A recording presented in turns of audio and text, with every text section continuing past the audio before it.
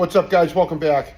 In this episode of I Hate Wires, we're going to have a part 2 of what we talked about in the last video on the engine harness and the C100 and prepping the engine bay for the FiTech Ultimate TPI EFI system. So what I did, I look like I'm curing meats, hanging stuff here. I am Italian, so kind of goes with it, right? But what we did, what I did, I should say, got all the relays squared away, okay? And this is just a mock-up at the end of the day. I want to wait till I get the car running and it's good to go before I start actually taping everything up. Because if there's an issue, I don't want to have to untape everything just to fix a couple things or whatever it may be. So got this all taped up, and I tried to do it from memory. I didn't like size up the lengths. This is just kind of off of memory here. Here's the C100 block. It is attached to all the headlight harnesses, and that's going to be located right to the right of your, I believe it's the brake booster. So anywho, right off the rip, you have your coolant temperature sending unit is what this is for. This just puts right on your dash, your temp. This right here, we're ultimately going to be getting rid of because with the FiTech system, let's get this out of here. Come on.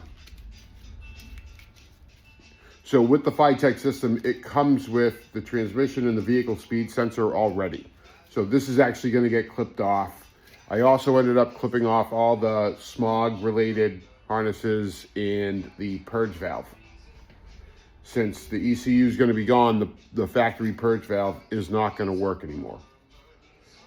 Then you have your brake switch.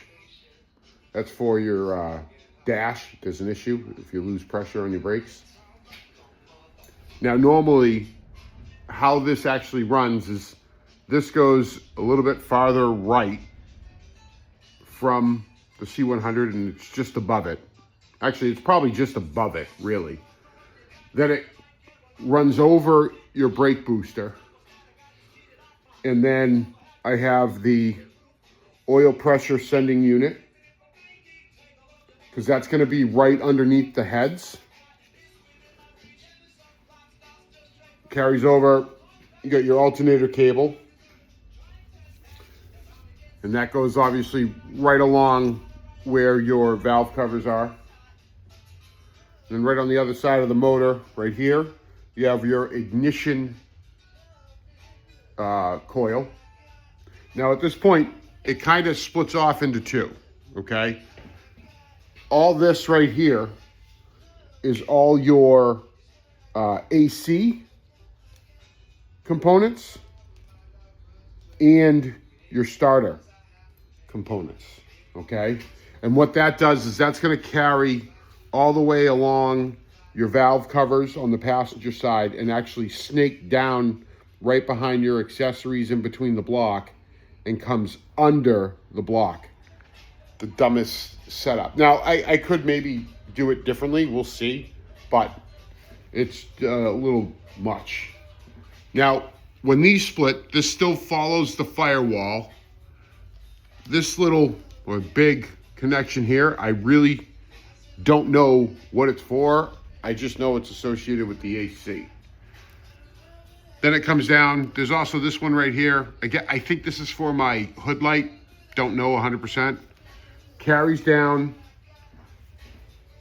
This red wire here is what goes across the front of the block and connects to the bolt in the back of the alternator. Then you got your positive battery cable. And then this breaks off again, comes down. This actually, whoops, sorry guys. So this is actually going to split over here, and that gets locked in on that on the fender, the front fender. I'm sorry, front, yeah, whatever. Yeah, fender. This actually goes down. This right here is the ground, and this also goes to the starter, from what I understand. I could be wrong. I've questioned that a little bit, but from my understanding, this goes right to the starter. And then you have your fan connections. And then lastly, another ground right there. Now, some of the cool things about this FiTech system that I learned today is, like, I was kind of trying to figure out what's the best way to run my fans. I did go with a factory setup. I have upgraded my radiator.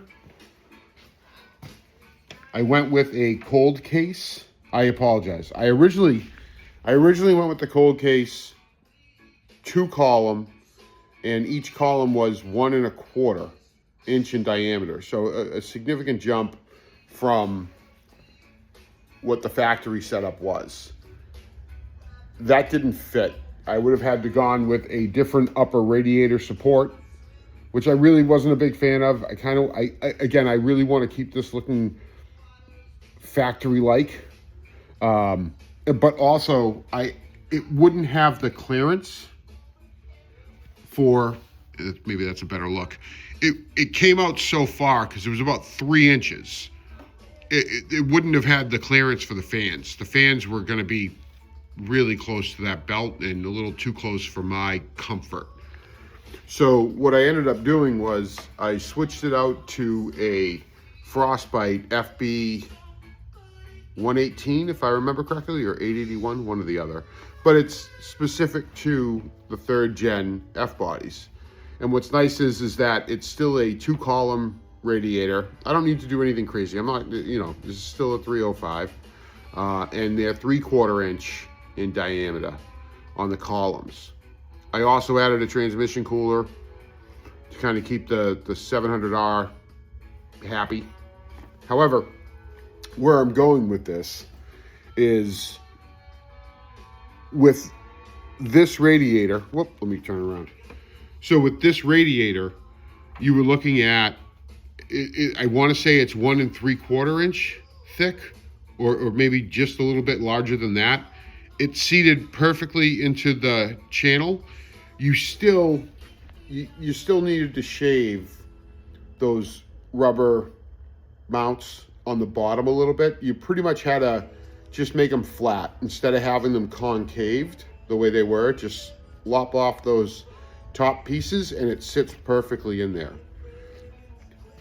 And I didn't have to make any modifications to the uppers. I just kind of let it fly, and it's in there. It ain't going there. It's a little bit of a tight fit, but I think a tight fit's a little bit better than not. So still got to wrap that up.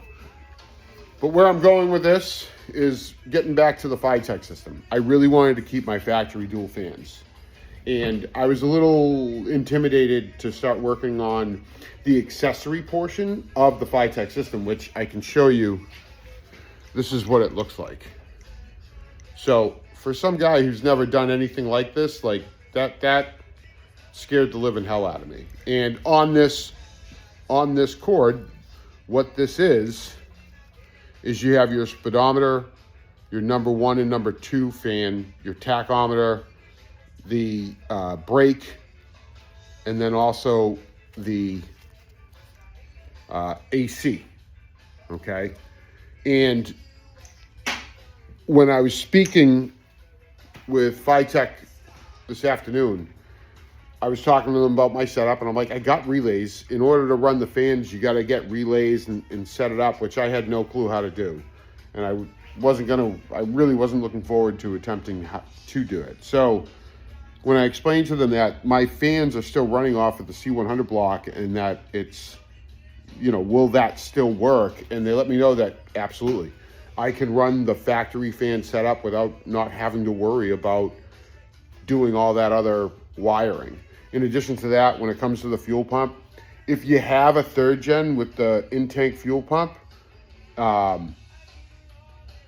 just a EFI or a TPI 3rd gen, you don't really have to worry about it. But for the carbureted guys, you'd have to run you can't use the same system, I believe. I could be wrong. Maybe double check that. But I can keep everything for the fuel pump, so I don't have to worry about that. The only thing I have to worry about, because I still want to keep that AC, is I just need to tap in to the AC clutch power, the hot wire, and the AC should be good to go too. So this FiTech system, it sounds like it's getting easier and easier to actually install, especially not, knowing that with the way the car is set up, you don't have to deal with some other BS. So getting really close. Like I said, this was just a quick little mock-up of the wires, just trying to get it spaced out, getting it a little bit organized so I can lay it down and get it in the car, make sure everything works appropriately. And then once I know it's good, then I'll go back, tape it, put the loom on it. So getting there, making that progress. Hot Rod Power Tour, here we come, getting closer and closer. And until next time, guys, be safe.